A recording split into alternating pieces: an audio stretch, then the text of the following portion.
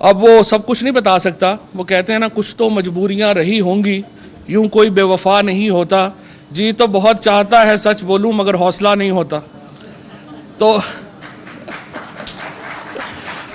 अच्छा, अब हम जब गए हैं, हमने सुप्रीम कोर्ट का दरवाज़ा, जब आपको पता है जो लोग कोर्ट रिपोर्ट कर रहे होते हैं कि जब केस ख़त्म होता है, बेंच उठ जाता है, सुप्रीम कोर्ट का दरवाज़ा बाहर से लॉक हो जाता है और कोई आदमी अंदर नहीं जा सकता।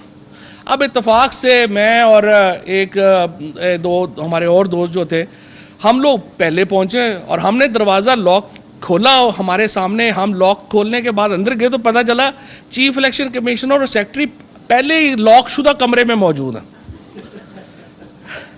अच्छा, अब ये कैसे हुआ?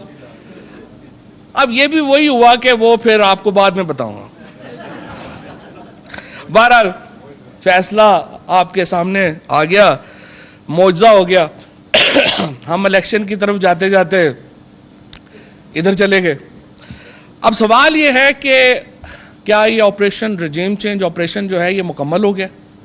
Answer is no. 2 दिन पहले आपने देखा होगा कि लंदन के एक दरिया में एक हनीमून टाइप पिक्चर आई, जिसमें नजम सेठी साहब और नवाज शरीफ साहब लेटे हुए हैं बोट पे। आमतौर पे नई नई शादी के बाद इस तरह की तस्वीरें आती हैं, लेकिन यहाँ पे तस्वीर आ गई। ये तस्वीर कोई ऐसी इम्पॉर्टेंट नहीं थी, चलें आ गई। लेकिन इशू क्या हुआ, उसके बाद नजम सेठी साहब ने रात को एक प्रोग्राम किया और उसमें उन्होंने ये एम्फेसिस किया, इस बात के ऊपर जोर दिया कि हमें एक्चुअली अफ़गानिस्तान में अमेरिका को फ़ौजी कार्रवाइयों के लिए अड्डे देने की बात करनी चाहिए और यही हमारी इंपॉर्टेंस है। उन्होंने कहा कि अमेरिका से हमारे ताल्लुकात की सिर्फ यही इंपॉर्टेंस है कि अफ़गानिस्तान में हमारा क्या रोल होगा, और मुझे समझ नहीं आ रही कि हम ये अड्डे क्यों नहीं दे रहे। उसके बाद हुसैन हक्कानी का एक ट्वीट आता है, वो बताता है कि असल में ये जो मौजूदा इकॉनमी का बहरान है, इसके 2-3 लेसन हैं, और सबसे बड़ा लेसन यह है कि पाकिस्तान को ख़ुद को सुपर पावर सोचना नहीं चाहिए और एक सबसर्विएंट रिलेशनशिप इसराइल अमेरिका और हिंदुस्तान के साथ हमारा होना चाहिए। ये गैर सरकारी दोनों स्टेटमेंट्स थे। लेकिन इससे पहले हमारे सो कॉल्ड वज़ीर ख़ारजा बिलावल भुट्टो ने बयान दिया और उसने कहा कि हमें हिंदुस्तान से फौरी तौर के ऊपर अपने ताल्लुकात जो हैं वो बढ़ाने चाहिए और इकनॉमिक रिलेशनशिप बनाने चाहिए।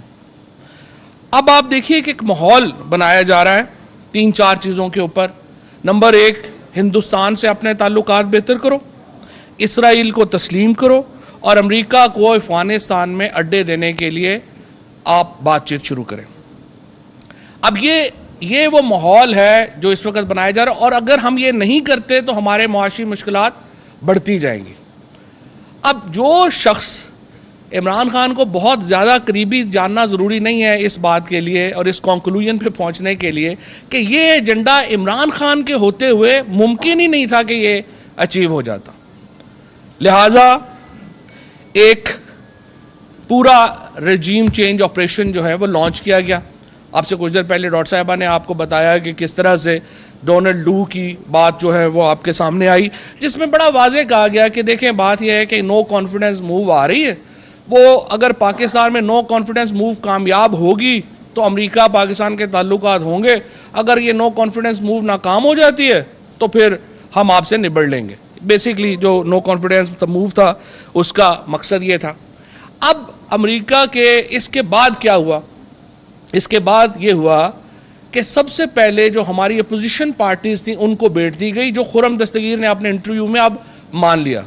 उसमें कहा गया कि हम, आप ये रजीम चेंज करेंगे, इसके बदले में हम आपके केसेस माफ़ कर देंगे। और कल के दिन आपको मालूम है कि कल चेयरमैन इमरान खान ने जो प्रेस कॉन्फ्रेंस भी की, उसमें बताया कि किस तरह से नैब लॉ कल इम्प्लीमेंट हो गया है और वो जो NRO 2 है वो दे दिया गया है। सो जो खुर्रम दस्तगीर ने जो चीज़, जो बेट मांगी थी, वो बेट जो है वो उनको मिल गई। इसके बाद 10 MNAs जो हैं उनको टारगेट किया गया। 10 MNAs जो हैं वो सबसे पहले राब्ते में आए। हमारे PTI के जो 10 MNAs थे सबसे पहले राब्ते में वो आए। उनके बाद 6 मज़ीद MNAs जो हैं उनके साथ राब्ता किया गया और 22 MNAs टोटल जो हैं उनको इस रजीम चेंज ऑपरेशन में शामिल किया गया।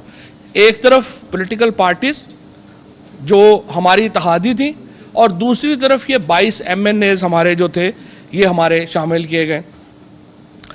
अब हुकूमत की ये जो तब्दीली का मामला था ये अवाम तक जब पहुंचा तो सबसे पहला रद्द अमल परेड ग्राउंड में आया, जहां पे आपने देखा कि जब इमरान खान ने कॉल दी तो लाखों लोग पूरे पाकिस्तान से जमा हुए और वहां पे उन्होंने ये डोनाल्ड लू का जो लेटर था सबसे पहले इमरान खान ने उन लाखों लोगों के सामने लहराया, और ये ऑपरेशन रजीम चेंज का जो मरहला था उस पर अवाम का पहला रिएक्शन जो था वो उस पर आया। स्पीकर और डिप्टी स्पीकर इसके ऊपर सर जोड़ के बैठे और बिल आखिर वो इस नतीजे पे पहुंचे कि ये जो अदम एतमाद की तहरीक है ये लोकल नहीं है, ये एक पूरी कॉन्स्पिरेसी है और फॉरेन एलिमेंट इसमें शामिल है। स्पीकर ने रूलिंग दे दी। अब जब ये केस सुप्रीम कोर्ट में गया और हम सब लोग जो वहाँ पे बैठे थे, हम जो लॉयर्स भी थे, हमने वो समाअत सारी अटेंड की। वक्फे से पहले चीफ जस्टिस साहब ने कहा कि ज़रा शहबाज शरीफ साहब और बिलावल भुट्टो को बुलाइए और पूछिए कि सियासी जमातें इलेक्शन से कैसे भाग सकती हैं और इसका हल क्या है सिवाय इसके कि इलेक्शन हो। हम लोग वक्फे से पहले यहाँ पे ये सारे हमारे कोर्ट रिपोर्टर्स भी बैठे हैं, फैसल भी बैठे हैं और लोग भी बैठे हैं, सदीक जान भी बैठे हैं, हम सब लोग बड़े खुश हुए। हमने कहा चलें अवाम के पास तो बात जाएगी। हमने जाके वज़ीर आज़म साहब को मुबारकबाद भी दी कि अदालत का जो ऑब्जर्वेशंस हैं नतीजा है वो तो ये आ गया। अभी हम वहाँ पे पहुँचे ही थे तो एक अजीबो गरीब काम ये हुआ कि चीफ इलेक्शन कमिश्नर का बयान सारे टीवियों के ऊपर ब्लिंक आ रहा है। वो कहते रही हम इलेक्शन के लिए तैयार नहीं हैं, और अक्टूबर से पहले चीफ इलेक्शन कमिश्नर कह रहा है कि हम इलेक्शन के लिए तैयार नहीं हैं। हालांकि आइन क्या कहता है? आइन ये कहता है कि जब भी इलेक्शन होंगे इलेक्शन कमीशन ने 90 दिनों में इलेक्शन करवाने हैं। खैर ये बात हुई, उसके बाद उस वक्फे में और भी बहुत कुछ हुआ। अब वो सब कुछ नहीं बता सकता। वो कहते हैं ना कुछ तो मजबूरियां रही होंगी, यूं कोई बेवफा नहीं होता, जी तो बहुत चाहता है सच बोलूं मगर हौसला नहीं होता। तो अच्छा, अब हम जब गए हैं, हमने सुप्रीम कोर्ट का दरवाज़ा, जब आपको पता है जो लोग कोर्ट रिपोर्ट कर रहे होते हैं कि जब केस ख़त्म होता है बेंच उठ जाता है, सुप्रीम कोर्ट का दरवाज़ा बाहर से लॉक हो जाता है और कोई आदमी अंदर नहीं जा सकता। अब इत्तेफाक से मैं और दो हमारे और दोस्त जो थे, हम लोग पहले पहुंचे और हमने दरवाज़ा लॉक खोला और हमारे सामने, हम लॉक खोलने के बाद अंदर गए तो पता चला चीफ इलेक्शन कमिश्नर और सेक्रेटरी पहले ही लॉक शुदा कमरे में मौजूद हैं। अच्छा, अब ये कैसे हुआ? अब ये भी वही हुआ कि वो फिर आपको बाद में बताऊंगा। बहरहाल फैसला आपके सामने आ गया, मौजज़ा हो गया। हम इलेक्शन की तरफ जाते जाते इधर चले गए। अब सवाल ये है कि क्या ये ऑपरेशन रजीम चेंज ऑपरेशन जो है ये मुकम्मल हो गया? Answer is no. इस पे सुप्रीम कोर्ट को तो हम रोज़ ही कह रहे हैं कि तहकीकाती कमीशन बनाएं। सुप्रीम कोर्ट का भी पता नहीं क्यों नहीं हौसला पड़ रहा। लेकिन बहरहाल हमने सुप्रीम कोर्ट को रोज़ ही ये कहते हैं कि देखिए, आपको किसी आम आदमी ने नहीं कहा कमीशन बनाने का, आपको सदर पाकिस्तान ने कहा है कमीशन बनाएं, आपको वज़ीर आज़म उस वक़्त के उन्होंने लेटर लिखा कहा कमीशन बनाएं, आपको स्पीकर ऑफ द हाउस कह रहे हैं कि कमीशन बनाएं। आप नहीं बना रहे, आपकी मर्ज़ी है, हमें बता दें क्यों नहीं बना रहे। लेकिन बहरहाल इस तरफ भी हमें उम्मीद है सुप्रीम कोर्ट की तरफ से कोई जवाब जो है वो आएगा। अब हुआ ये कि श्रीलंका में जिस तरह हमने देखा, in the mean time Sri Lanka में ये हुआ कि पहले मुआशी बहरान पैदा हुआ और फिर सियासी बहरान पैदा हुआ। पाकिस्तान में पहले सियासी बहरान पैदा किया गया, फिर मुआशी बहरान पैदा हुआ, क्योंकि पाकिस्तान में तो हम बिल्कुल स्टेबल जा रहे थे। हमारे फॉरेन रिजर्व जो थे वो रोज़ ऊपर जा रहे थे, हमारे ओवरसीज़ पाकिस्तानी जो हैं वो पूरी हमें सपोर्ट कर रहे थे, डॉलर हमारे काबू में था, एक्सपोर्ट्स हमारी बढ़ रही थी, इंपोर्ट्स कम हो रही थी, हमारा इकॉनमी तो ठीक ठाक चल रही थी।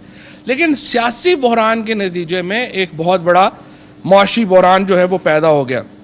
अब सवाल ये है सिर्फ आखिर में कि क्या ये रजीम चेंज ऑपरेशन मुकम्मल हो गया? Answer is no. इसके दो बड़ी रुकावटें हैं इस ऑपरेशन रजीम चेंज और ये जो एजेंडे में। एक तो आपने देखा हफ्ते को, ये सिर्फ इमरान खान कर सकते हैं और पीटीआई कर सकती है।